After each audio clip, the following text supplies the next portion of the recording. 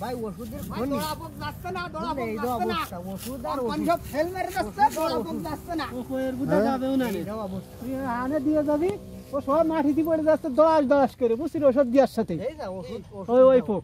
ধানে ধান হ্যাঁ হ্যাঁ, ওই পোক দেওয়ার সাথে ওই সেরা করার বক্সার, সাথে। বক্সার, কি নাম কি কইছে ই কই? এর সাথে পারবো না আনে।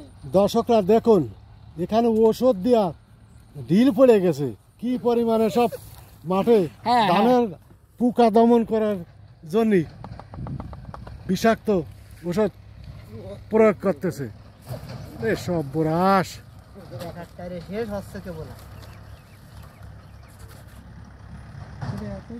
তুই ভিটামিনও নিয়ে আসিস যে।